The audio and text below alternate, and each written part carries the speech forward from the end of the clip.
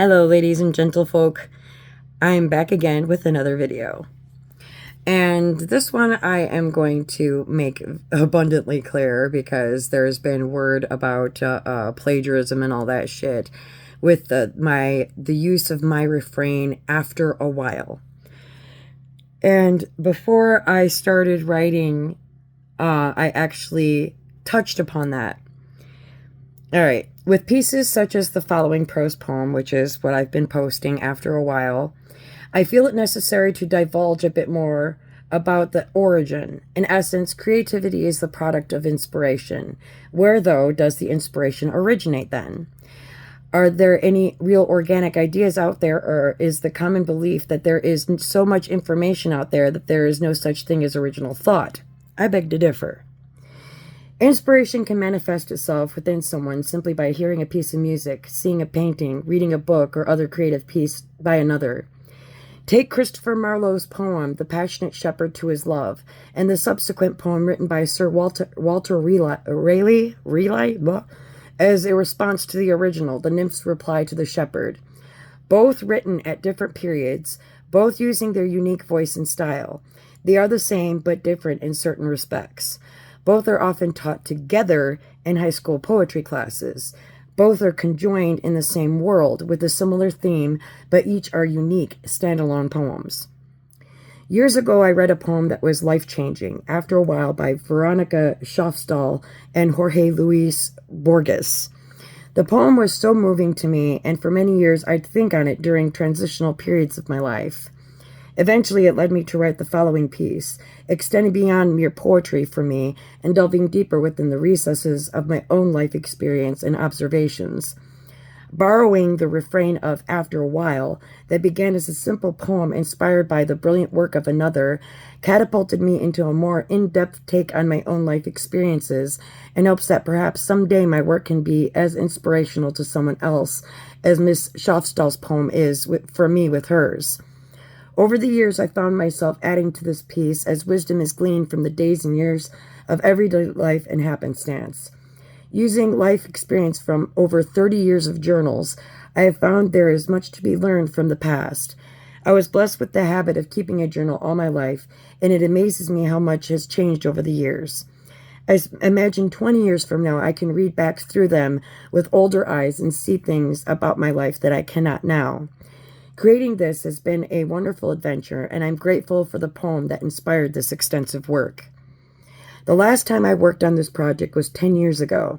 It was published as a third draft in my collection, Chasing the Red, published in 2014, but I saw it more as a living work that I wanted to touch upon here and there as I got older and learned deeper lessons in life. Lord knows I've learned plenty of these past 10 years. Some lessons were hard learned, but well worth it. I'll probably do this every 10 years or so just write down the things I learn as I go about in life. Perhaps these little kernels of knowledge and wisdom I've acquired would help someone, especially so that none feel alone during their learning process, which is a lifelong endeavor. And I am going to provide the link to the poem at the bottom of this in the description box below. And this should cover all of that. So I want to make sure and make it clear that I give credit where credit is due. The first time I read that poem, actually I have it in a scrapbook upstairs. And I read it after I broke up with an ex-fiance. And it inspired me, and I had it printed out with her name, and I had it glued to my scrapbook. And I carried it with me through the years. I always give credit where credit is due. Plagiarism, I do not play around with. But getting inspiration from another person, much like, was it Christopher Marlowe and Sir Walter Raleigh? There are people who get inspiration from other areas, and it's not considered plagiarism. Because the only thing that I'm using inspired by was the After a While. The rest is all my words, all my thoughts, all my everything. And I used inspiration from that person, from that poem. And the original writer of that poem was Jorge Luis Borgess.